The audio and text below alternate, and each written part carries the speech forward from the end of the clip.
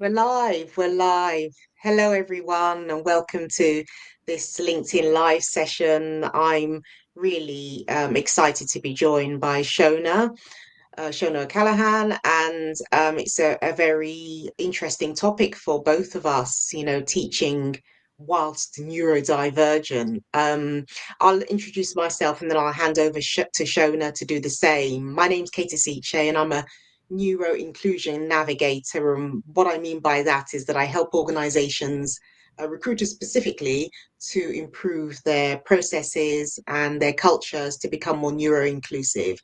So that's increasing their awareness and understanding of neurodivergence, particularly autism and ADHD.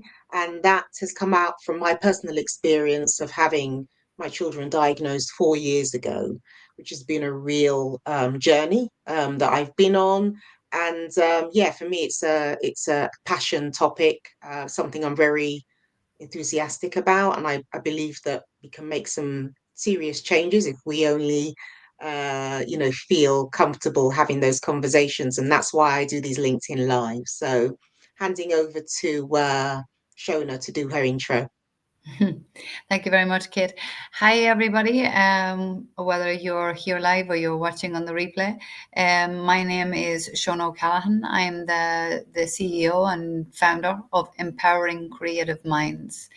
And that is exactly what we do. We empower creative minds. We are a group of educational consultants, and we go into schools, universities, from infants right up, in order to help them to become more inclusive.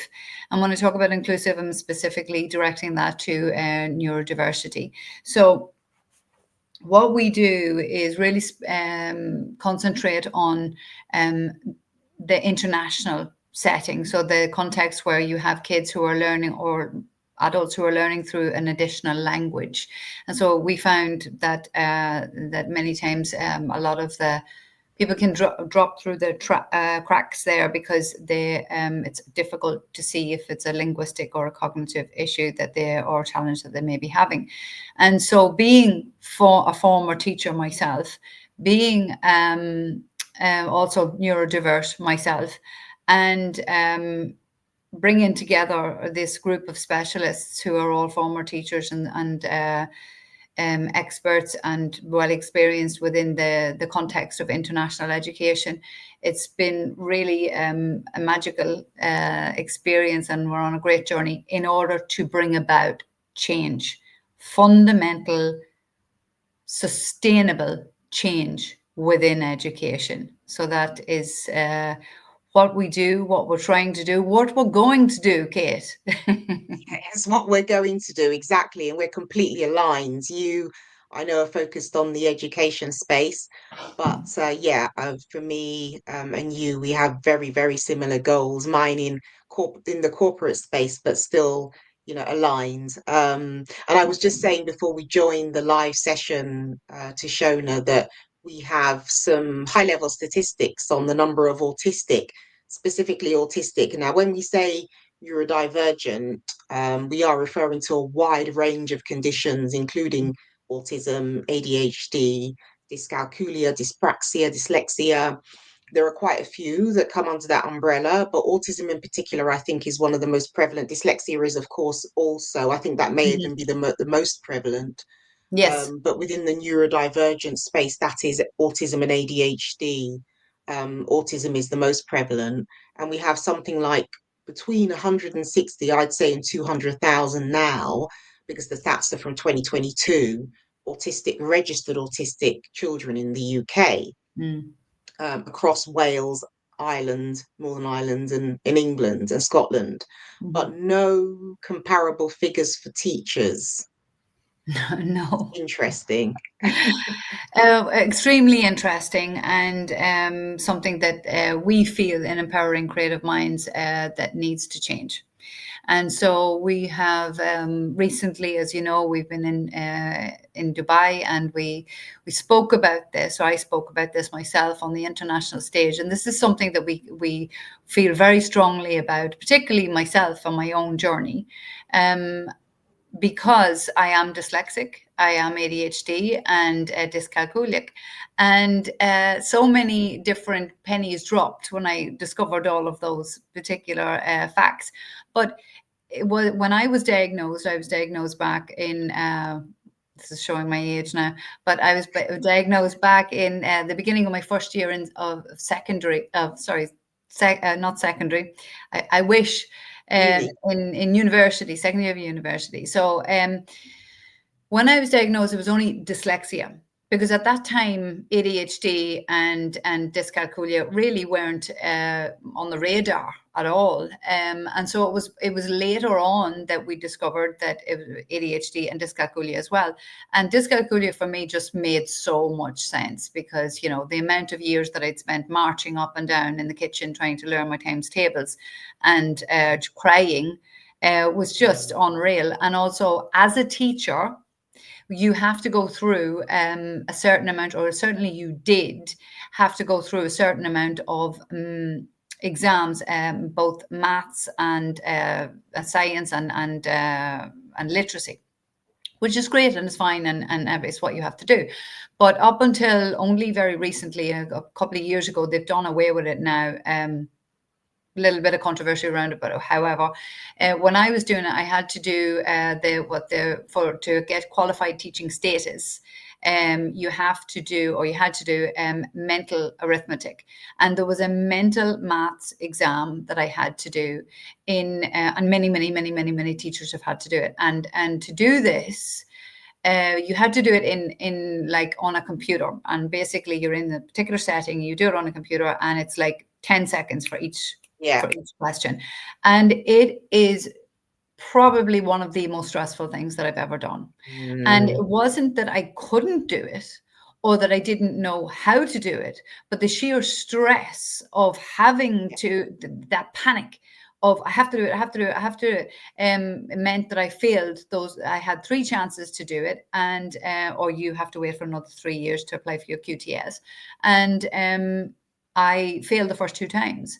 And the reason that I failed the first 2 times was, the first time was sheer block in my head. I can't do this. I can't do this. I can't do this. And then the second time was, well, I've already failed once. I definitely can't do this. I definitely can't do this. I definitely can't do this. And I really give an awful lot of,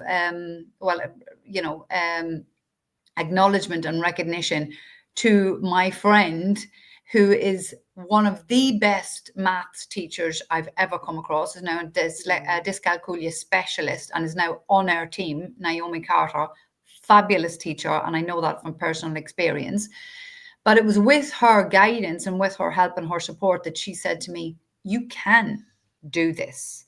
And she sat with me at the kitchen table, going through different problems, and she would tell me, and she would say, you can do this. Look, you've done it. You've done it. You've done it. And after feeling that twice, in that particular situation where it's just such pressure and anxiety, and having that block in my mind, that mental block, which is research now shows that most kids, by the time they hit 7, have that block of, oh, I can't do maths. yeah. That whenever I went in the third time to do it, and she just pushed me, go, you've got this, do it, just do it, have Yeah. it done. And I just went in with that, you know what, I'm going to fail again. And the stress was gone. I had accepted in my own mind that I'm going to fail this again, and I'm not going to get my teaching status, my qualified teaching status, and I'm going to have to wait, and it's going to like stop my career and blah, blah, blah. And actually I passed. And I passed with flying colors. And I passed with flying colors because of the amount of stress that had just dropped within my body, the cortisol levels that had dropped. And it's like I say, it wasn't that I couldn't do it. It was the pressure that I was being put under. And that really is just a reflection of us as teachers, as neurodiverse teachers. All teachers are put under horrendous pressure at the moment. And Ofsted have just come out with new guidelines for inspection. And it's All like, guidelines. more guidelines, and it's quite, and I say this very controversially, but I also say it very honestly and openly and with conviction, that they quite obviously have not listened to any teachers over the last X amount of years in order Right. to develop these guidelines, because they are not listening to the people who are on the ground and in the classrooms, and they're making unrealistic um, standards for teachers to meet. And then the neurodiverse teachers within that, we have a tendency to feel quite overwhelmed anyway, in the sense that we're Mm, constantly, as I've said to you before, masking. And we're masking because we're constantly trying to be the best we can be and more, because we yeah. don't want our peers or our colleagues to think that we're less than. We don't want the kids to think that we're less than. We don't want Parents. the parents, especially, to think that we're less than, and ourselves. We have this stress of this constant imposter syndrome as well. Of well, am I good enough? Am I good enough? So we burn out Mm, really easily, and really easily, I mean, as in after a lot of work and stress and everything else yeah. within our own bodies. And so this is not helping. These new guidelines. I'm not the only teacher to have come out on social media and said this, but I Said feel it. it's Yeah. really important to underline it, and that that's not going to help either any teacher or any school to perform better, and especially not our neurodivergent teachers. And we are on the teaching staff. We're here. Exactly. So it's not a case of schools just now going out there to employ new teachers who are neurodivergent. No, a lot of teachers are already neurodivergent. They're already there, and like myself, went on to be the head of English. Imagine the head of English was dyslexic, and Yeah, that's constantly phenomenal, covering isn't that. it? Yeah, exactly. Like, and if you said that to people, they would be like, but how can you be that? A lot of hard work. That's how. Yeah.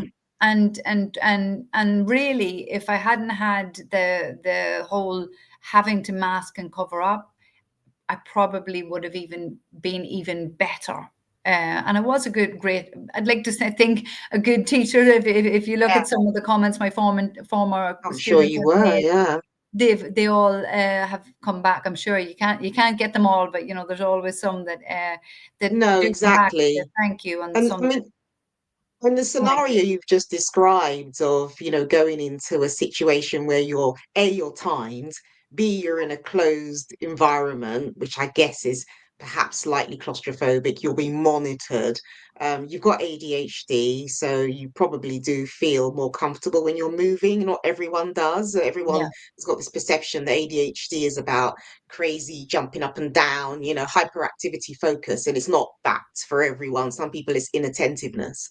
My absolutely. son certainly has that. Yeah, so I don't know where you are on that spectrum, but those things combined, and your dyslexia, you're trying to work out what the question's saying, the comprehension behind it. It must have been a number of, sort of, It yeah, was you were really being shot stressful. from different directions, weren't you?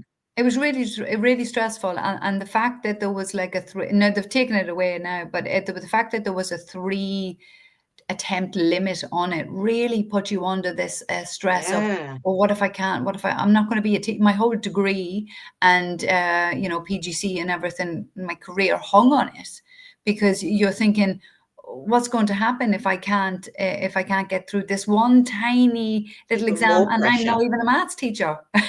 Yeah, exactly. I mean, what you were saying earlier just now really struck me about the fact that there are already um, teachers who are neurodivergent, because there's this call at the moment for neurodivergent teachers. And it always makes me smile because I think, well, they're there. It's just that they don't declare, no one discloses. Maybe some people do. And it's all about the culture. And again, it's the same with corporates, organizations. It's the cultural framework, Hmm, it's the environment, and the absolutely, atmosphere that dictates whether people feel comfortable or not, absolutely. disclosing, or even not masking, Well, is a thing. you have a variety. In my experience, you have a variety. So you have people who don't know, who are not sure, who suspect but are not sure. And I literally have never gone into a school or university to train the lecturers or the teachers and not had one of them come up to me either anonymously in a little box that I carry around, or come up to me in person and said, Shona, I think I might be dyslexic too, or I think I Right. might be ADHD or autistic. I don't know what to do about it. Should I get tested, or should I tell the school? And that's a really tricky question, because my answer to that, unfortunately, has to be you need to speak to the school to see how they feel about it. Because not all schools will want you to be open about it. And many teachers who are already diagnosed do want to be open about it, but they feel they can't be open about it. So, what you're talking about the environment is really important, because if we don't have an inclusive environment for teachers, then how are they ever going to lead from the front? How are they ever going to say, yes, we are, we Exactly. are neurodivergent? And then you have, like, it's been fantastic to see Made by Dyslexia and all the work that they've done. It's really brilliant. And what they've done is get the celebrities to come out and say, well, I'm Yeah. dyslexic, you can do it too. Yeah. Same with Unfortunately, autism and ADHD. That's happening a lot correct. now. So, but not everybody has the power, the money, the confidence, the reputation and the image to be able to do that. And so Yeah. many people are afraid to come out and say, well, or admit it to an employer that they are neurodivergent, because they're afraid that that will prejudice their either their promotion possibilities, or that will they won't be worked with or treated the same. So there's lots of different things that come into play. Whether they know, whether they have the confidence to be able Yeah. to say it and be open about it. And also the environment, like you're saying, Kate, like the environment is super, super, super important. And okay, Yeah. if they say it, what is the reaction going to be? Exactly. And the tone set by the leadership team, the SLT as they call it so often now in schools, this sort of Mm. senior level of teaching staff. What are they saying about neurodivergence? What are they saying about learning differences? So, for example, if you had a head teacher who was very openly dyslexic or Yeah, openly autistic, I don't know where that would happen. I'm sure it does happen. oh, it Can does. you imagine the confidence that that would give the teachers, I under have, someone? I can actually talk about a school now. I won't name it specifically, just because I'm not sure. I haven't asked them permission to do that. But one school that I worked with about a year and a half ago, it was so refreshing. The owner of the school, it's a private school, small school, and the owner was very open about being dyslexic, and Mm, very successful at what they did and what they do, but very open about being dyslexic within their own comfort school environment. But yes, outside of that environment, maybe not so open about it, yeah, because of how that might affect their, how they would then interact with other schools, how other directors would interact with them or treat them, how it might affect the school image, and so they were very open about it. Although I think that, and they were very accepting of neurodiverse teachers. Whether there was enough adaptations made within the school in order to make neurodivergent teachers feel more comfortable and neurotypical, for want of a better expression, because none of us are neurotypical. Um, no, help those people to other teachers and staff to understand what an autistic teacher goes through, what an ADHD teacher goes through, dyslexic teacher goes through, and how they can work better together. There's so much potential for exactly. them to work better together. It's a huge amount of potential. And thank you, LinkedIn user, for your statement on agreeing 100%. Please, if you're watching and you have a question for Shona, or myself, type your comment in, and we'll definitely answer it as soon as we see it. We want to get as much interactivity on this session as possible. And what you were saying, Shona, about this idea of reputation, and the schools having some, negative impact by admitting that some of their teaching staff are neurodivergent. That's always an interesting one to me. Oh, We have to think about the root cause of the reluctance for sharing, absolutely. and the reluctance and the worry about reputation damage. And what it comes down to, I think, is misconception, around neurodivergence. So people don't understand neurodivergence at Yeah. all in many instances. And this is never more prevalent than in the teaching industry, because people automatically think and want their teachers to be spotless, Yep. perfect, Yep. with no, variation at all, so that their child gets the best level of education. Now, where does it happen that they consider neurodivergence to be a danger to that That's perfection, or to that such a good ability to be question. able to impart information? That's what always makes me smile. I'll tell you a story. I My son has learning difficulties, and that's another conflation we have to talk about. We really need to, because people automatically assume that autistic, ADHD, dyslexic people have got learning difficulties, and sometimes they do, but often they don't. And I think that that's something we need to talk about, um, because we've got these two sort of sides of neurodivergence, where people automatically assume you're a maths genius if you're autistic, Oh, i.e. Rain Man, with Dustin Hoffman and Tom Cruise, yes, or they think you're unable cognitively, you're damaged cognitively in some way, and you're absolutely. unable to grasp very basic concepts. So I think it's worth, looking at it through the lens. But my story, my son, who does learn differently, um had a Senko at his primary school, and I was talking to the Senko in the playground at pickup time, and was talking, relatively normally. I wasn't shouting, I wasn't speaking loudly, and he just went into this blind panic, and ushered me into the corner, Mm. sort of dragged me into the corner. Shush, shush, shush, shush, shush, shush. And that has always stuck in my mind. That was 6 or 7 years ago. And I remember thinking, what's wrong with you? Why Yeah, are you shushing me? Shushing me because I'm talking to you about my son's learning challenges. You don't want the other parents to, you don't want the other, what's the problem? That's what I'm trying to get at. What is that? yeah. What is the problem? Strange. That's a really good question. What is the problem? The Yeah. problem is ignorance and lack of awareness. And so, for example, as I said to you before, Kate, like who wants a dyslexic English teacher? Right. The presumption there is that you're not fit for purpose.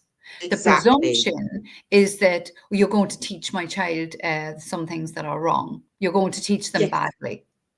And in fact, Yes. the truth is that you're going to check your planning, your teaching, your resources far more probably than other people who are not That's dyslexic, true. because you're overcompensating constantly. You want to make sure everything is perfect and right and that you're doing your best for them. Um, but what is amazing about it is all the other really good things that you bring to the classroom. So it's not just sure, I'm not the best speller in the whole world, and I'll put my hand up to that straight Yeah. away. But what I can do is teach kids how to use a dictionary. What I can do is use the dictionary myself. What I can do is say, okay, right, guys, we're going to use Microsoft Word. We're going to look at the root. Let's look at the root of this word and see where it Yeah. comes from and turn it into an activity. And I've learned an awful lot teaching myself those different tricks and teaching kids those tricks. But Yeah. you also bring in an awful lot of thinking outside the box about how to learn in a different way. Right, we're going to do it in a completely. We're not going to do a textbook. We're going to get up. We're going to Yeah. move. We're going to do this, and you bring so much more to the classroom and so much more creativity to it. So, what is really unknown, or unknown, maybe not be the right word, but basically, what is not recognized is the strengths that we bring to the classroom, Yeah.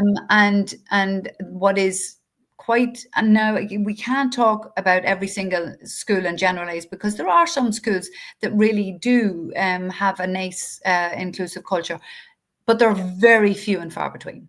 Globally, they're very, very few and far between. And in my experience, it's the same as yours. That let's not talk about learning Difference. differences, especially when it comes to well, the kids a little bit more, but when it comes Mhm. to the teachers, don't say that. So for example, when I just was diagnosed with dyslexia in my second year of university, it took me maybe about a few weeks or so with the encouragement of others to accept what it was and to understand what it Yeah. was, and to get that into my head. And then I really became a champion of it. I really became quite vocal about being dyslexic, and realized, and my mindset changed, and I was able to do and be things and be more successful at my within my studies, just because of the whole change of mindset and the realization it's not me, it's how I process information. It's how I process information, and I can do this. I just need a different way of doing it, a way that's not the traditional way of doing things. Yeah. But when I became a teacher, then it was the opposite. Then it was, don't really talk about that. Yeah. Don't mention that. And people generally did, I think, feel sort of bad to say that to me, but because I was very vocal about it in the beginning. But they would say to me, don't talk about it. You don't know the backlash you're going to have from parents. You don't know the Right. backlash that you're going to have. The kids won't trust you. Um, you know, when I believe personally, now I don't believe, I think that the schools were maybe, they maybe wanted to protect me as a teacher to be able so I Yeah. could continue in my career. But by doing that, what we did was miss the opportunity to be able to educate not only the kids, but to educate the parents. And Exactly. and to lead from the front, and to be able to say to those kids, well, listen, you're dyslexic, well, so am I, and I'm a teacher, and if I can do it, you can do it. Exactly. you know To give and those children comfort who are this, because there will be, not everybody's, you know, going to be neurotypical, for want of a better absolutely not. term. Statistics show that between 10 and 15% of the population are dyslexic. Dyslexia is the most common learning difference. And then after that, you have all of the other neurodivergent differences. And the thing about it is that it's like a professor, and I can't remember who she was, but she coined it so well. She said on a webinar that I was listening to one day, she said, um, no one neurodivergence or dyslexia, dyspraxia, ADHD, autism, Yeah. none of them travel alone. So because No, of the that's true. way our brain is made up, and how we're transferring information and processing information, that's why we have usually ADHD and dyslexia, Yes. autism and dyslexia quite a lot. Yeah. So if we were more aware as teachers about all of these different neurodiverse differences that are in our classroom in front of us already, then we would also be more aware of them within the staff of the school, within understanding that this isn't something to be scared of. The kids are already there. It's just something that we need to learn how to practically support, and also that we need to um, be able to pick up on. Because if they Yeah. haven't been picked up on, like you say, with your son, if they haven't been picked up on in early years or in primary, we need to pick up on in secondary. And if we Yeah. could learn from our neurodivergent colleagues about what they go through and how they, feel, and all the different profiles that there are, we have so many resources right there to be able to bring Exactly. into the But classroom. instead, what you've got are people pretending that they're not autistic, or they're not neurodivergent in some way. Yeah. And it's just causing a lot of problems, more than we need to have. And like you said, if you could demonstrate that, look, I'm here, I'm a teacher, and I'm dyslexic, and I've coped, I've had challenges for sure, you Yeah, know, with your three goes at the qualification required, the mental mathematics um, test that you had to pass. You know, a lot of children would love to hear that story, and it would give them great confidence that they're not alone, and of that course. if someone as successful as you has gone through those challenges, then they can also have a go. So yeah, I think you're right. And when we talk about schools, you know, I probably am quite guilty of thinking that they're quite behind the curve in society in general, you know, not just about inclusion, about everything. Is Okay. that wrong? Or am I, because I tend to have this knee-jerk thing where I think, oh God, schools, they really, you know, need to catch up with the way things are now. But like you say, it's not, you know, you shouldn't tar everyone with the same brush. But generally, what are your thoughts on how schools are That's keeping a up with fantastic question. society? I Yeah, think I think really that is it depends on where the school is. It depends on the education system in which they're following. So, for example, the British education system, or maybe they're in the Middle East, or maybe they're in, you know, it depends. yeah, Maybe they're in Spain, or it really just depends. And it depends again also on each school, because each school has the opportunity to um, follow the education system that they need, the curriculum that they have to follow, but also how do they do that? So what's the methodology that they're putting in place in order to support all of the kids? Um, it's there's many different answers to that. That's a huge question. You know, are yeah, they it is a big behind? one. I would say if anything, um, definitely. The curriculum is behind. The curriculum is not serving the kids Yeah, now, or the kids that are going to be adults pretty soon and going into the jobs that they're going into. The curriculum nowadays is not serving them. The way they're no, being examined and tested is not serving them either. And we need to no, change that to make it less stressful for all kids, not just neurodivergent kids, but all kids. Why should they be sitting 9 IGCSEs or GCSEs all at the one time? It's no extremely idea. stressful for them.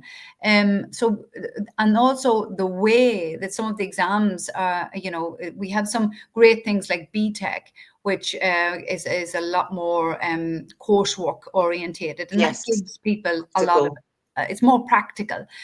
Yeah, But just A levels, or some of the exams that are, you know, that have been revamped in the last few years, and I think they've actually just taken a step backwards rather than taking a really. step forwards. Absolutely.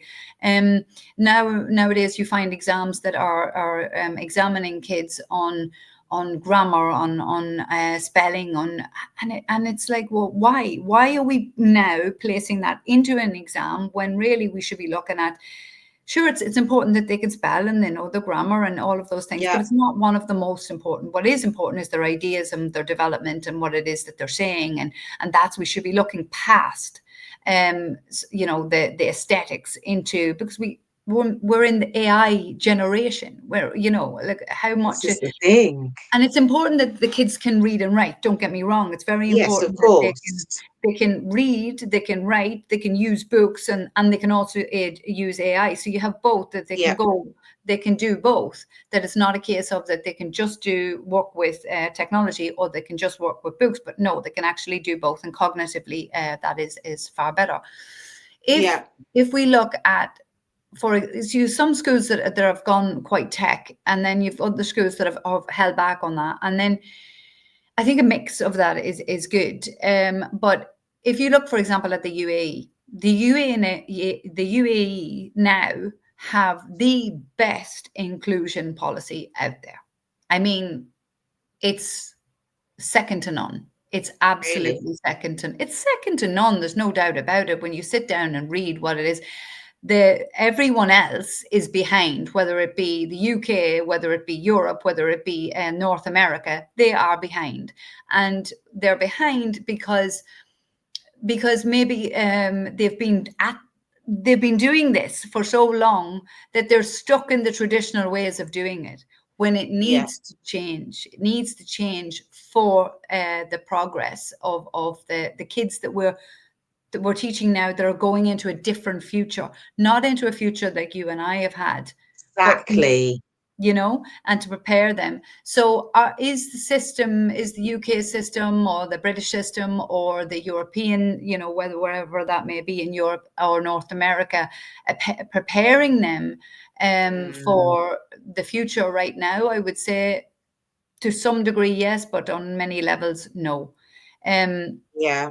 every school has the opportunity to change that, but they're very constrained by the IGCSE, the A level Yeah. standards, and the way that they have to get these kids through these So exams. rigid, isn't it? So So rigid. rigid and so restrictive. I mean, my daughter went through it last year and it was a nightmare, Yeah, absolute nightmare for all of us, and absolutely. obviously more for her.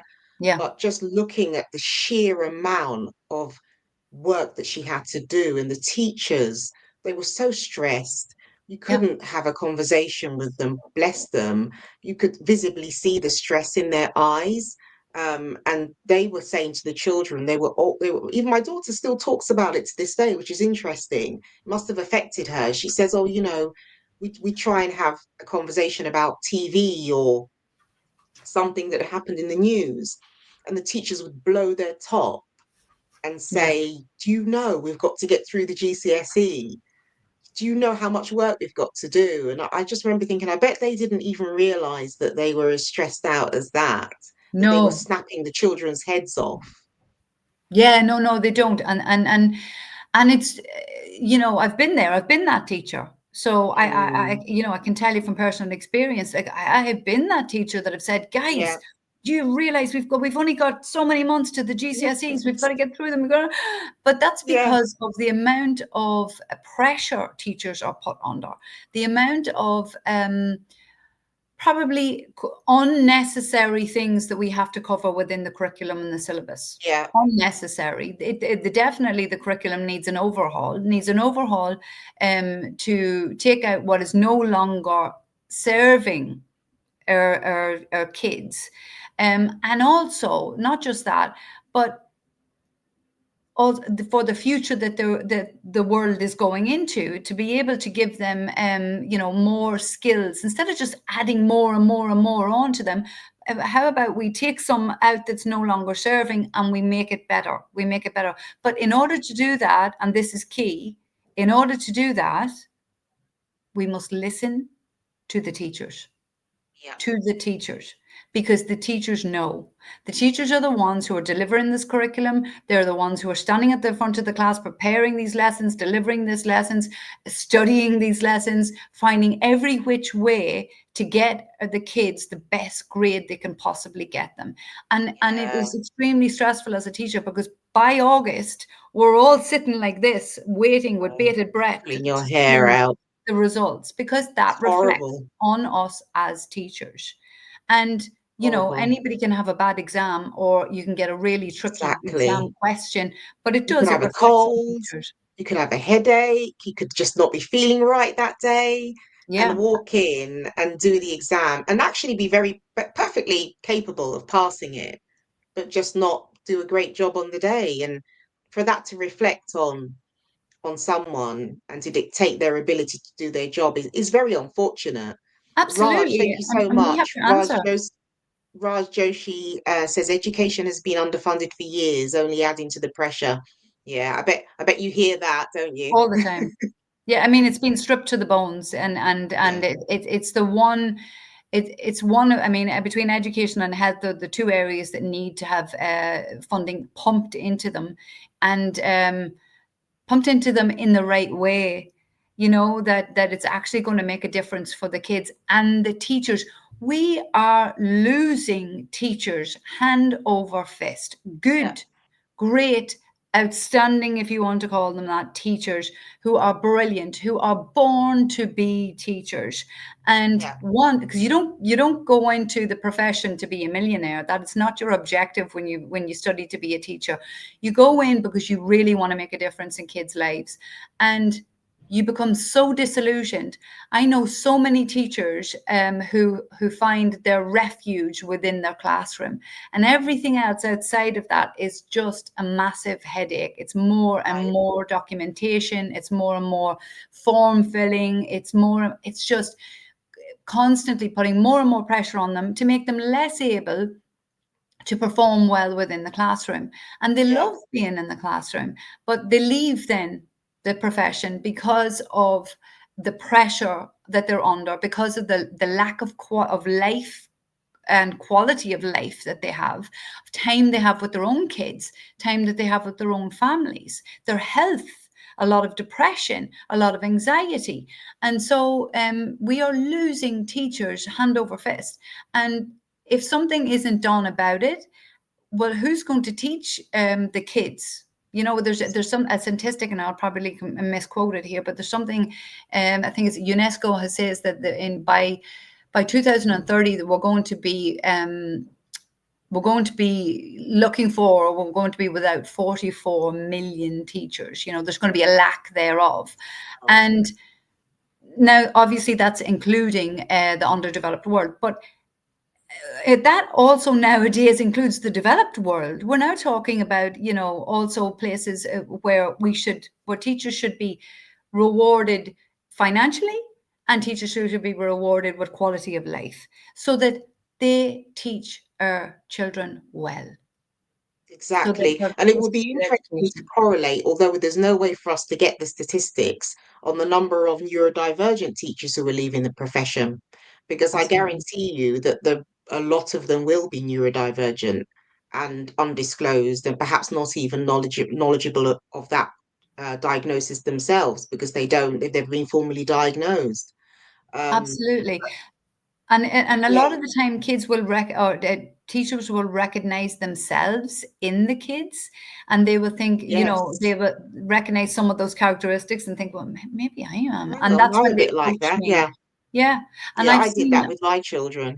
of course, and then when I've seen autistic teachers, and some autistic teachers are just, absolutely, fantastic, Yeah. and fantastic in the way that they go about teaching the kids, and the kids usually absolutely love them Mm, because of the way that they do things and the way that they understand them on a different level. I'm talking about all yes. neurodiverse teachers, but also I've seen autistic teachers be really, really brilliant and end up leaving because there's no accommodations made for them. They become so overwhelmed.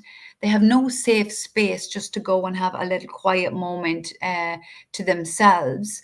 Schools are massively noisy places anyway, Yeah, they but are. we absolutely, many teachers are neurodivergent. But I mean, statistically, at the moment, maybe in the future, Kate will know, because Yeah, we'll have made the change that people will be able to come out and say, well, I'm neurodivergent and I'm a teacher and I'm proud of it. But many yeah. teachers don't. They either cover it No, up and they leave, and we lose these brilliant teachers, and all the kids are going, but why are you leaving? And yeah, they can't tell them the yeah. truth. It's interesting because we when we talk about schooling and education, people automatically assume primary and secondary, but tertiary is still there. And I've noticed in tertiary education, I've come across quite a few autistic professors Hmm. who are very open about their autism and are absolutely superb teachers. But perhaps there's a level of acceptance that is not present in the younger years because they are older and the That's correct. parents are less involved and there's And less also, pressure. I would say also in there the level of education too, because Yeah, they're probably doctors, yeah, or and but a lot of teachers you find nowadays don't just have a PGC, they're or a BEd. They also have master's degrees, and yeah, that's they do. because they like going on and doing more courses, and not just that level, but do lots of different courses in different areas because they Yes, want to, because they're passionate about education. But like that, maybe at secondary and primary level, it's still not accepted. It's still not, or they may not have the time to be able to invest to go and get more education. But Why should they if they're already really good teachers? You know, why should they Exactly. have to justify themselves even more? Somebody said to me recently when I was at a conference in Dubai, they said to me, do you think the world is ready for this message? You Has to know, be. and I didn't quite know how to answer the question except to say, well, Mm. the world needs to catch up because we are already here. We Yeah, are we're fooling already here. ourselves if we're pretending that it's not there. And you know Absolutely. what you just mentioned is a very important point, because now there's such self-advocacy in the, the younger populations, Gen Z in particular. So, Yeah. children of my daughter's generation, who are like 16, 17, are very open about their neurodivergence and happy to talk about it Hmm. openly, in Hmm. different forums, in public forums and so on. And if you go on social media, even on LinkedIn, you've got a lot of neurodivergent adults, um, saying that they're ADHD or they're ADHD, they've got autism and ADHD or Yeah. dyslexic.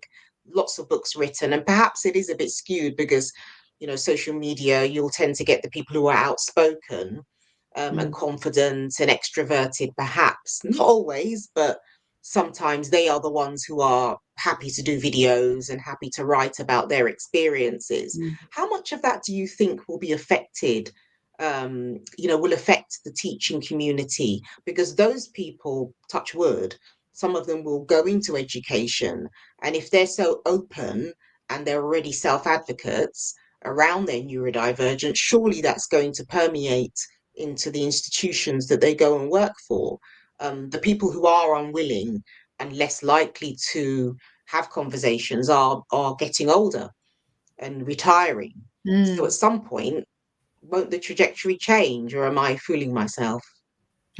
Well, I really hope so. I really, really, really hope so. The problem I see, and I may be wrong, but the problem I see is that not many people are going into education anymore.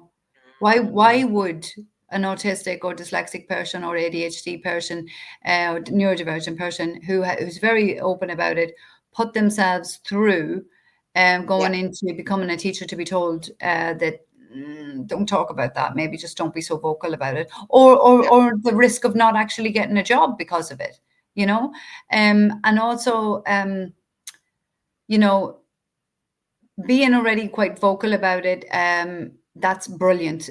They're owning it. They're doing exactly yeah, what we as specialist teachers tell them to do, which is to own it and to work to your strengths and teach people around you about it. Um, the education system needs to change for us to be able to have that fundamental change within it, and it needs to change now, not mm, yesterday. Well, yesterday would have been lovely, but not yeah, tomorrow, not next week. Now it needs to change now. The time is now for change, because now we're talking about inclusion for every kid. Okay, we're talking about bringing yeah, inclusion into the mainstream. And there's a misconception of what inclusion actually means. Inclusion, when we talk about neurodiversity, doesn't mean what it does not mean is putting every child into a mainstream classroom and just expecting them to sink or swim, because that's not inclusion. That's not going to work. We need proper support within the classrooms if we're going to have all types of um, inclusive classrooms. Then we need to bring in proper strategies and have people trained to be able to do that, be they mainstream teachers, LSAs, all staff who are participating in their education. Um, and what would be awesome would be if instead of, I mean, it just doesn't make any sense to me why we have these inclusion policies that are talking about everyone has the right to be inclusive, to be included, yeah. and but we're not including the teachers. Why are we Strange. not including the teachers? The teachers are right there with the kid. So we put all our students in the center. We put, a student centered education, fantastic. But we forget that the teachers are standing right beside the students and Yeah, they need the support and the recognition as well. And not just neurodivergent teachers, all teachers, but neurodivergent teachers need to be able to say, you know what, me too, but you know what, Yeah, if I can do it, you can do it. And that in yeah, itself would be so, so, so inspiring for yeah. kids. And kids will teach the parents. They're the ones that will teach the parents about why this is fine and this is Well, they okay. are already. I mean, my children school me all the time on inclusion, and I consider myself to be someone who is up on inclusion. Yeah, And difference. With the intersectionality in my household, I feel like I understand it, but my children constantly, we don't say that anymore, and this is the way we talk about it. I'm like, oh, really? Okay. It's really good to hear that from the younger generation. So I do feel there's a sea change somehow going to happen at some point because those old fashioned ideas and mm, theories and philosophies are going to die with along with the people who are extolling them, to this day. I'm not being crass when I say that. We're all going in the same direction. yeah, We'll all get old, we'll all of course. retire, we'll all, eventually leave this earth. So the younger people coming through are the ones that are going to dictate the future of everything. And the thing that you mentioned earlier about education and the number of teachers who are leaving the profession, people always forget, specifically when it comes to inclusion, that one industry or one sector is not a silo. So, it's affected by the macro environment. And Absolutely. is it unfair to expect teachers, schools, educational institutions to be inclusive when the rest of the world is still playing catch up? I don't know if the rest of the world is really, because if you look at Google, Microsoft, NASA, MI6, they're all actively seeking Oh, that's specific true. different and neurodivergent traits. I mean, I think the statistic is that 50% of NASA's employees are dyslexic. Now, maybe 50 Yeah, or 60. love that. Yes, and then you have Google, who are looking for neurodivergent people for the same reason, for their strengths. The Yes. same, and that doesn't mean that, oh, if you're dyslexic, you get hired by NASA. No. You know, I wish, but Yeah. what it means is that there are specific strengths within that profile that they're looking for, and so those strengths, if they're being, I mean, there's a gap because those strengths are being looked for within the area of especially within technology, right? But a lot of other companies are starting to, they're following suit. Microsoft, they're all following suit in that they're Yeah. realizing that strengths that neurodivergent people have, and how amazing it is when you have neurodivergent and neurotypical people on the one team, because you have all Yeah. types of thinkers there.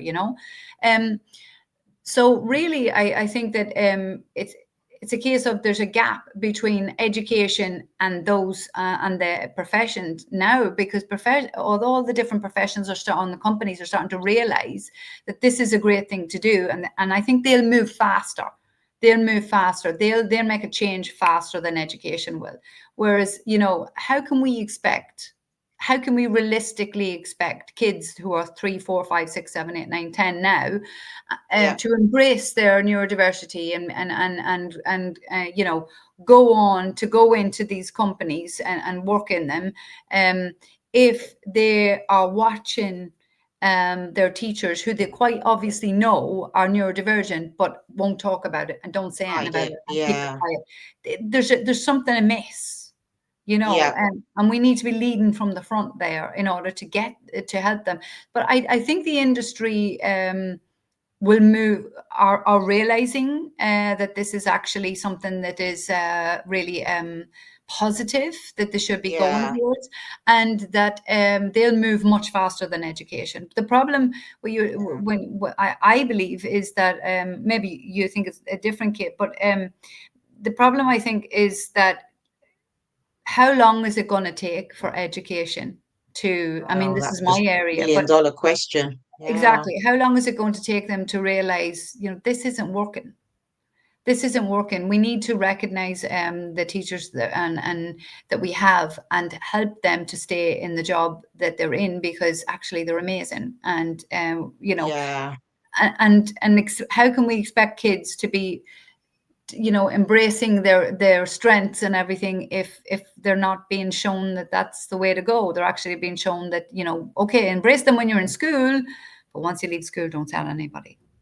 Yeah, keep There's quiet no- about it. It's horrible, isn't it, when you put it like that? I mean, the likes of Google and NASA and Microsoft are, sort of driving hard to increase the number of openly neurodivergent people in their employment. But to be honest with you, they've already got a large population of neurodivergent people working for them because they are Yeah. tech orientated and individual contribution, working with computers, working with machines, working with AI, is very intuitive for quite a few autistic people already. So they will already have that population of people who communicate in a specific way, who don't necessarily enjoy, you know, social interaction, lots of noise, lots of like, they'll already have that culture which Mhm, anticipates and understands that. And monotropism, which is a very prevalent autistic trait where people mhm, deep dive into a particular area, hyper mhm, focus for ADHD, they all lend themselves to the environment of Google, Microsoft, Meta. They're perfectly aligned with that, and also, you can imagine that would be fantastic for education too. And that's why I say that there's already people in education who are neurodivergent, and as you said rightly, they probably just don't know it, or they haven't disclosed it because they don't know definitely it, not but they disclosing it. are there already. Absolutely. And it's just about creating that environment that enables them to seek, a formal diagnosis or to be honest with themselves about their difference. Even, I mean, they don't even have to have a diagnosis. I mean, No, that's true. it's also about being able to say, well, I think I might be, but I'm not sure. But you know what? Here's the strategies that I found that work for me. Yeah, A lot of the time, as a neurodivergent teacher, what I found was that I was teaching the kids different strategies that worked for me to learn, all of the different quotes I needed to learn for English literature, or all of the different patterns I needed to think about for history, or so on and so forth. And so you're teaching them what you've learned, the way that you've learned how to study and what's worked for you, and that helps all kids, not just neurodivergent kids, exactly. but all kids. Yeah, I mean it's phenomenal, isn't it? That sort of waste that could be happening of really innovative Mm, solutions to learning that could make a massive difference to someone who's struggling. Several absolutely. children who could be struggling. My daughter, for her GCSE English, she had to learn 15 poems. Right. Unseen 15 poetry. poems. I'll say that And again. 15 poems. yeah, because you don't know which one's going to come up in the exam that they have to then write about. I The know. Yeah. teacher suggested that she learn five really well, but not knowing which five will appear. Yeah. The examination methods need to change. They really do. They seem to have taken a step backwards. Not all examination boards, but certainly some of the most prevalent ones have taken a step backwards, in my opinion, in the past few years, which is just disappointing. It's just disappointing because we're supposed to be moving into the future, not going backwards.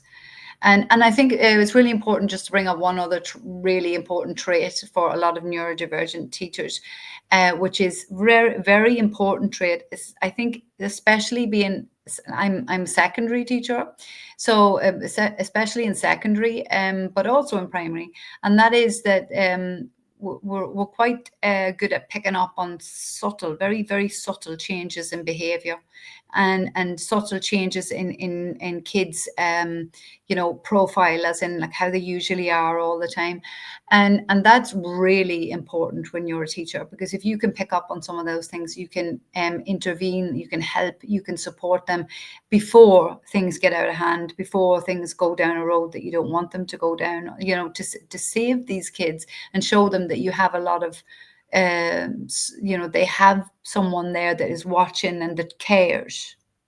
that Yes, cares yeah, about I them. totally agree with you. I mean, I know a lot of neurodivergent people have heightened EQ and intuition, which is Absolutely. above, the general average level. I have it, even though I'm not diagnosed formally. I believe I am ADHD, and my daughter has it too. This intuition, which is quite unusual, very heightened, is the way I would Mhm. describe it.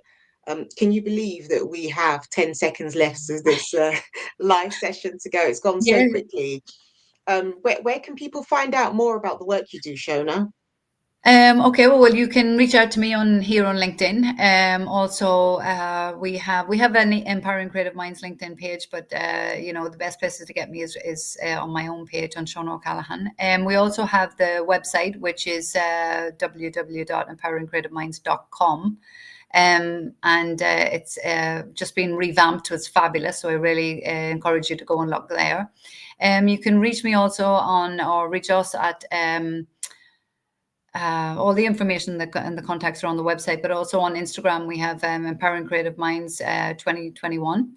And yeah, you can reach out to us at admin@empoweringcreativeminds.com, or directly to me at Shona at empoweringcreativeminds.com. But I'm not going to give you all the emails because I think that's enough.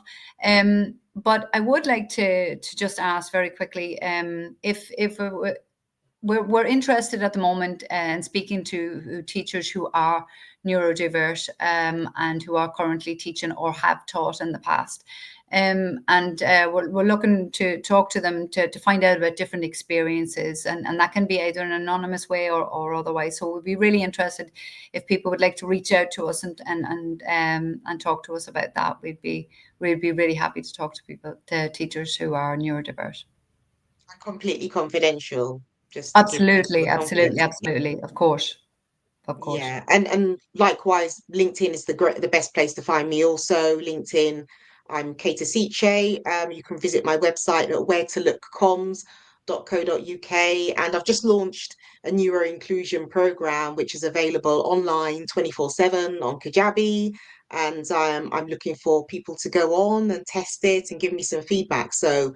As Wonderful. Shona is asking for input from neurodivergent teachers, I'm looking for input from individuals who are really focused and interested in neuroinclusion and believe that their organizations can benefit from that knowledge. So thank you so much, Shona. It's been Thank you, Kate. fascinating, really Thank you so much for the fascinating. opportunity to Um, come on and, Really good and to speak to you. Yeah, thank you so much for taking the time to have this conversation. absolutely. And we must do it again soon. Yeah, we'll do it again. Take care. Thank you so much. Bye, Thanks. Goodbye, everyone. everybody. Thank you. Bye bye.